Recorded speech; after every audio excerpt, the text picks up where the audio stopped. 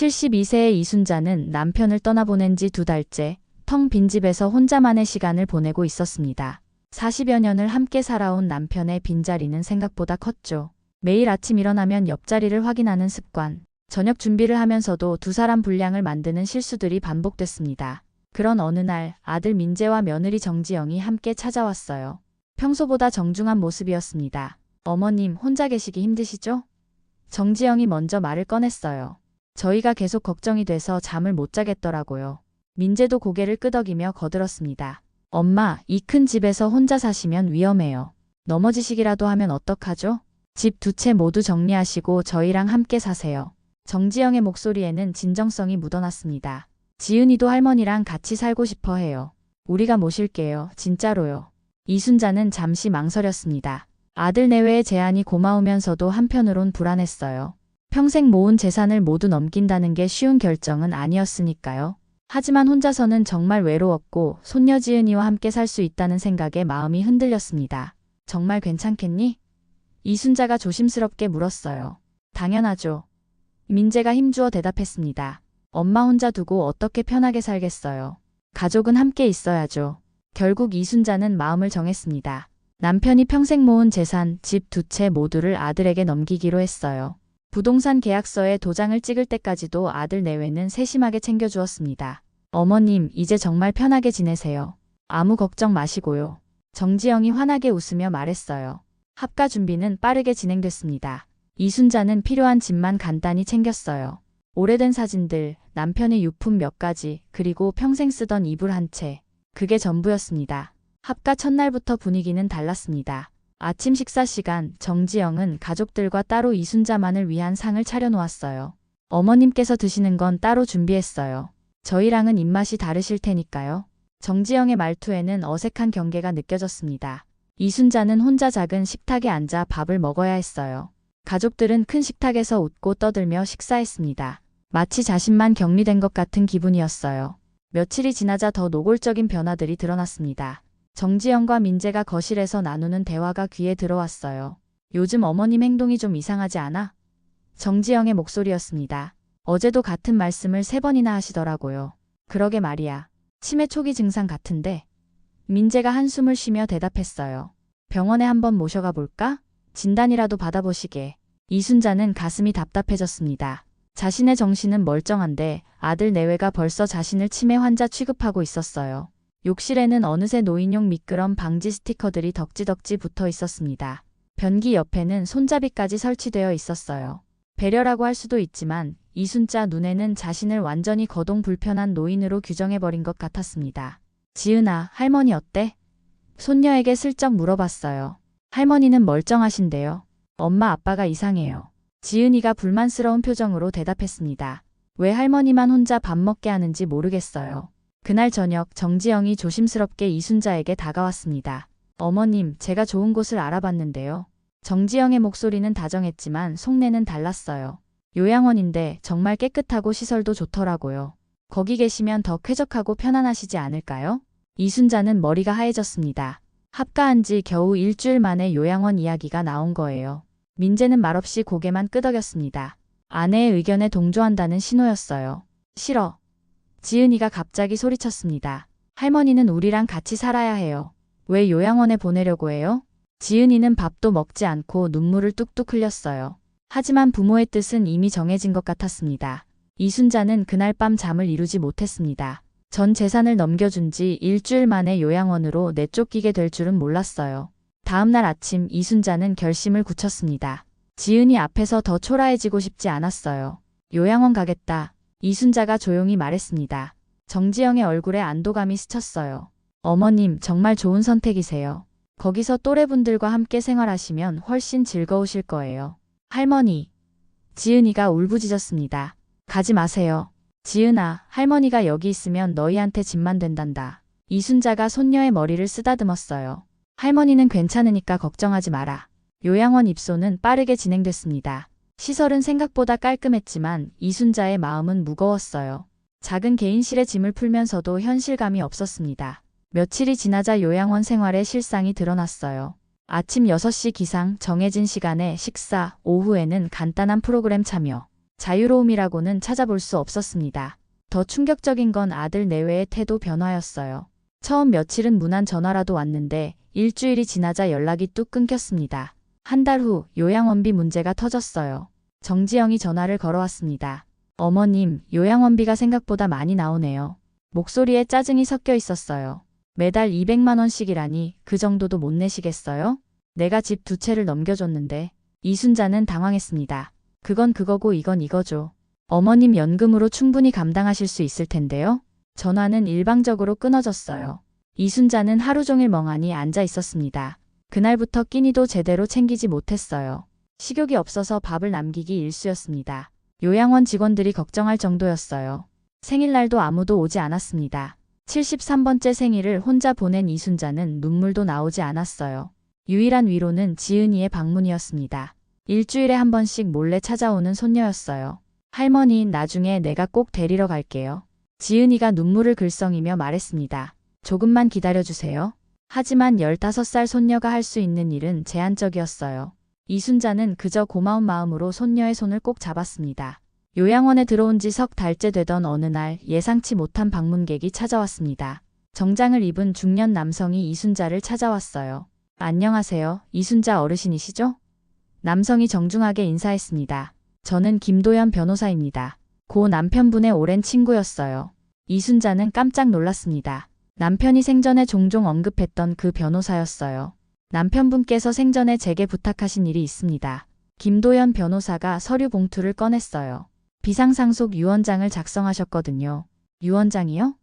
이순자는 어리둥절했습니다. 네, 만약 어르신께서 곤경에 처하실 경우를 대비해서 만드신 것 같습니다. 변호사가 유언장을 펼쳤어요. 지금부터 모든 유산은 당신 단독 소유가 됩니다. 아드님께 넘기신 재산도 다시 돌아옵니다. 이순자는 눈을 의심했어요. 유언장에는 남편이 친필이 또렷하게 적혀 있었습니다. 내 아내 이순자가 자식들로부터 소외받거나 버림받을 경우 모든 재산은 아내에게 돌아간다. 자식이라는 이름으로 부모를 저버리는 자들에게는 한 푼도 남겨주지 않는다. 이게 정말 법적 효력이 있나요? 이순자가 떨리는 목소리로 물었어요. 물론입니다. 공증도 받아놓으셨고 증인도 있습니다. 김도연 변호사가 단호하게 답했어요. 내일부터 모든 절차를 진행하겠습니다. 그날 밤 이순자는 잠을 이루지 못했습니다. 남편이 이런 준비까지 해놨다는 사실이 놀라웠어요. 동시에 가슴 깊은 곳에서 뭔가가 끓어오르기 시작했습니다. 다음 날부터 법적 절차가 시작됐어요. 아들 민재 앞으로 넘어갔던 부동산 등기가 다시 이순자 명의로 돌아왔습니다. 이제 내가 너희를 평가할 차례구나. 이순자가 혼잣말로 중얼거렸어요. 눈물 대신 조용한 분노가 차오르고 있었습니다. 변호사는 추가적인 조언도 해줬어요. 어르신, 앞으로 모든 대화를 녹음하시는 게 좋겠습니다. 그들의 본색이 드러날 테니까요. 이순자는 핸드폰에 녹음 앱을 설치했어요. 이제부터는 모든 통화와 만남을 기록할 계획이었습니다. 며칠 후 예상대로 상황이 변했어요. 등기부등본을 확인한 민재에게서 급한 전화가 왔습니다. 엄마, 갑자기 등기가 왜 바뀐 거예요? 당황한 목소리였어요. 아, 그게. 이순자는 일부러 애매하게 대답했습니다. 내 아버지가 그렇게 해놨나 보다. 그럼 다시 저희 앞으로 넘겨주셔야죠. 글쎄 말이다. 생각해보마. 이순자의 목소리는 전에 없이 차분했어요. 전화를 끊고 나서 이순자는 미소를 지었습니다. 진짜 게임이 시작된 거예요. 상속 사실이 알려진 후 며칠 동안 이순자는 일부러 아무 연락도 하지 않았습니다. 아들 내외가 어떤 반응을 보일지 궁금했어요. 그리고 나서 어느 날 저녁 이순자는 요양원을 나와 아들 집을 찾아갔습니다. 미리 연락하지 않고 불쑥 찾아간 거예요. 현관문 앞에서 초인종을 눌렀지만 대답이 없었어요. 분명 집에 있는 걸 알 수 있었습니다.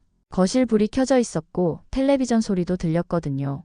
한 번 더 초인종을 눌렀지만 여전히 반응이 없었어요. 이순자는 핸드폰으로 아들에게 문자를 보냈습니다. 집 앞에 왔는데 문 좀 열어다오. 몇 분 후 답장이 왔어요. 어머님, 연락 말아주세요. 우리도 사정이 있어요. 갑자기 오시면 곤란합니다. 이순자는 어이가 없었어요. 자신이 낳고 기른 아들이 문 앞에서 기다리는 어머니를 못 본 척하고 있었습니다.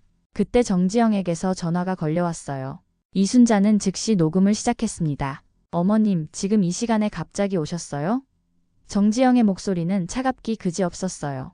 저희도 개인적인 시간이 있다고요. 요양원으로 돌아가세요. 솔직히 불쾌하네요. 나는 내 시어머니다. 내 아들 집에 왜 못 들어가냐? 시어머니든 뭐든 예의는 지켜주셔야죠. 미리 연락도 안 하시고 갑자기 오시면 어떡해요? 그럼 언제 와야 하냐? 글쎄요, 당분간은 오지 마시는 게 좋겠어요. 저희도 바쁘거든요. 전화가 일방적으로 끊어졌어요. 이순자는 비가 내리기 시작한 대문 앞에서 한참을 서 있었습니다. 빗방울이 뺨을 적셨지만 눈물인지 빗물인지 구분이 안 됐어요. 결국 이순자는 발걸음을 돌렸습니다. 택시를 타고 요양원으로 돌아가면서 마음속으로 다짐했어요. 이 모든 게 녹음되어 있다는 걸 그들은 모르고 있었습니다.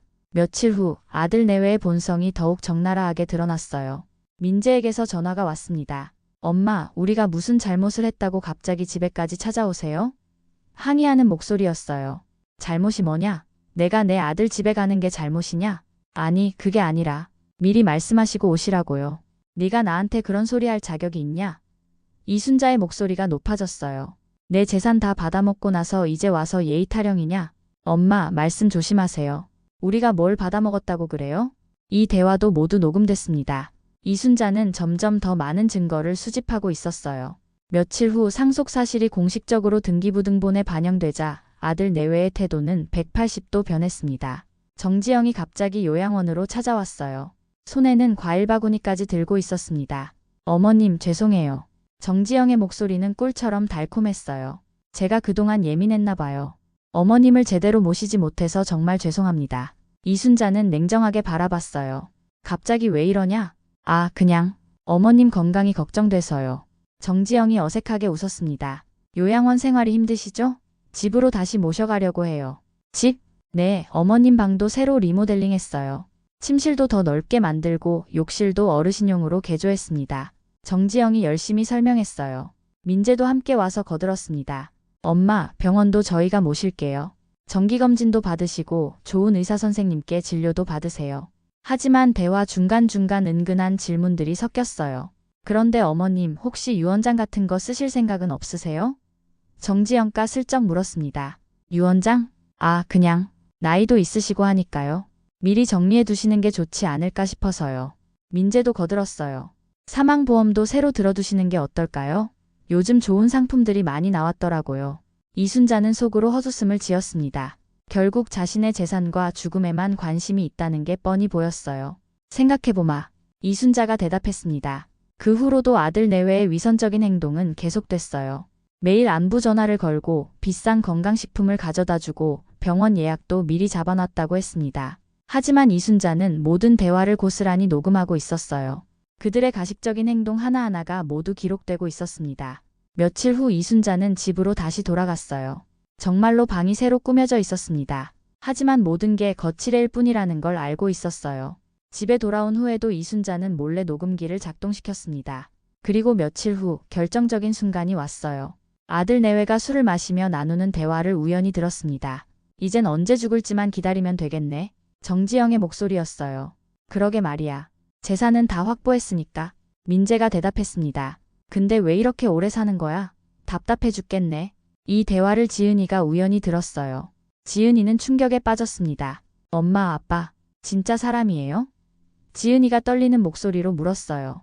부모들은 당황해서 변명했지만 지은이는 이미 실망을 감추지 못했습니다. 그날 밤 지은이는 이순자에게 와서 울며 껴안았어요. 할머니, 저도 이제 그 집 안 갈래요. 저랑 살아요. 이순자는 손녀를 꼭 안아주었습니다.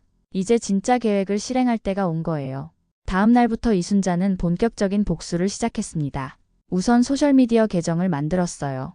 김도연 변호사가 도와줬습니다. 어르신, 요즘은 이런 식으로 진실을 알리는 경우가 많아요. 변호사가 설명했습니다. 영상으로 만들어서 올리면 많은 사람들이 볼 수 있습니다. 이순자는 내가 낳은 자식의 민낯이라는 제목으로 영상 시리즈를 기획했어요. 첫 번째 영상에는 전 재산을 넘긴 계약서를 공개했습니다. 72세 된 시어머니가 아들을 믿고 평생 모은 재산을 모두 넘겨줬습니다. 그런데 바로 다음 날부터 대우가 이렇게 바뀌었어요. 두 번째 영상에서는 요양원에서 굶주렸던 모습을 담았어요. 체중이 줄어든 모습, 혼자 먹는 밥상, 아무도 찾아오지 않는 생일날의 모습까지. 아들 내외는 요양원비도 제대로 내지 않았습니다. 그러면서 매달 200만 원이 부담된다고 하더군요. 세 번째 영상에는 아들의 냉정한 문자 메시지들을 공개했어요. 연락 말아주세요. 사정이 있다. 곤란하다는 내용들이었습니다. 네 번째 영상에서는 며느리와의 통화 내용을 공개했습니다. 불쾌하다. 예의를 지켜라. 당분간 오지 마라는 모욕적인 말들이 고스란히 담겨 있었어요. 5번째 영상이 가장 충격적이었습니다. 아들 내외가 술김에 한 말들이었어요. 이젠 언제 죽을지만 기다리면 된다. 왜 이렇게 오래 사냐는 말들이 선명하게 녹음되어 있었습니다. 마지막 6번째 영상에는 손녀 지은의 눈물이 담겼어요. 할머니를 버리는 부모님이 부끄럽다며 우는 모습이었습니다. 영상들은 순식간에 퍼져나갔어요. 조회수가 기하급수적으로 늘어났고 댓글도 폭주했습니다. 이런 자식들이 어디 있나요? 정말 인간이 맞나요? 부모님 재산은 받아먹고 요양원으로 내쫓다니. 시어머니가 문 앞에서 기다리는데 못 본 척하다니 정말 최악이네요. 저런 며느리와는 절대 결혼하면 안 됩니다. 언론에서도 이 사건에 관심을 보이기 시작했어요. 지역 방송국에서 먼저 취재 요청이 들어왔고 곧이어 전국 단위 뉴스에서도 연락이 왔습니다. 효도는 선택이 아닌 의무라고 생각했는데 요즘 젊은 세대들은 다른 것 같네요. 이순자가 인터뷰에서 담담하게 말했습니다. 재산만 받으면 부모는 짐이 되는 건가요? 민재가 다니던 회사에서도 문제가 됐어요. 동료들 사이에서 영상이 퍼지면서 어머니를 그렇게 대하는 사람과 어떻게 일하냐는 분위기가 조성됐습니다. 정지영이 근무하던 병원에서도 마찬가지였어요. 환자들이 저 간호사 말고 다른 분으로 바꿔달라고 요구하기 시작했습니다. 아들 내외는 뒤늦게 사과 영상을 올렸지만 효과가 없었어요. 오히려 지금 와서 변명하냐는 비난만 더 거세졌습니다. 결국 민재는 회사에서 자진 퇴사하라는 압박을 받았고 정지영도 병원에서 더 이상 일할 수 없게 됐어요. 사회적 매장이 완성된 거였습니다. 모든 일이 정리된 후 이순자는 손녀 지은과 함께 시골의 예쁜 한옥으로 이사를 갔습니다. 남편이 남긴 유산으로 구입한 집이었어요. 마당에는 작은 텃밭을 만들어서 채소도 기르고 뒷뜰에는 감나무와 대추나무가 있었습니다. 지은이는 이곳에서 할머니와 함께 새로운 생활을 시작했어요. 할머니, 여기 정말 좋아요. 지은이가 환하게 웃으며 말했습니다. 도시보다 훨씬 평화로워요. 이순자의 유산으로 지은이의 대학 등록금과 생활비 걱정도 없어졌어요. 지은이는 열심히 공부해서 좋은 대학에 입학할 수 있었습니다. 가끔 옛 동네 사람들이 안부를 묻기도 했어요. 이순자의 이야기는 여전히 사람들 사이에서 회자되고 있었습니다. 그래도 자식이 자식인데 하는 사람들도 있었지만 대부분은 이순자의 선택을 지지했어요. 자식이라고 해서 부모를 마음대로 대해도 된다는 법은 없죠. 이순자가 대답했습니다. 진짜 가족은 혈연이 아니라 마음으로 이어지는 거라고 생각해요. 민재와 정지영은 결국 이혼했어요. 경제적 어려움과 사회적 시선을 견디지 못한 거였습니다. 민재는 지방으로 내려가서 작은 일용직으로 생계를 유지하고 있다고 들었어요.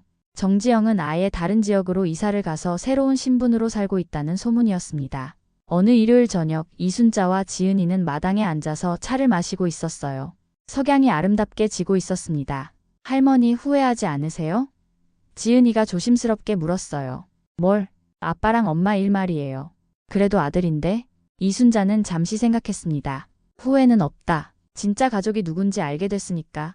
저도 할머니가 진짜 가족이에요. 지은이가 할머니의 손을 꼭 잡았습니다. 지은아, 할머니한테 약속 하나만 해줄래? 네, 뭐든지요. 절대 안 버릴게 약속해줘. 이젠 네가 날 지켜달라. 당연하죠. 지은이의 목소리에 힘이 들어갔어요. 할머니, 절대 안 버릴게요. 이젠 제가 지켜드릴게요. 이순자의 눈에 처음으로 평화로운 눈물이 흘렀습니다. 73년을 살면서 진짜 가족이 무엇인지 깨달은 순간이었어요. 그날 밤 이순자는 오랜만에 편안한 잠에 들었습니다. 남편이 사진을 바라보며 혼잣말로 중얼거렸어요. 여보, 고마워요. 당신이 준비해둔 덕분에 진짜 소중한 걸 지킬 수 있었어요. 멀리서 지은이의 균직한 숨소리가 들려왔습니다. 이제 이순자에게는 지킬 것도 사랑할 것도 있었어요. 혈연이 아닌 진심으로 이어진 진짜 가족과 함께 말이죠. 며칠 후 이순자는 일기장에 적었습니다. 진짜 효도는 억지로 하는 것이 아니다. 마음에서 우러나오는 것이어야 한다. 나는 이제 그것을 아는 사람과 함께 살고 있다. 이것으로 충분하다. 마당의 대추나무에서 새들이 지저귀고 지은이는 대학 과제를 하느라 열심이었어요. 평범하지만 진짜 행복한 일상이 이어지고 있었습니다.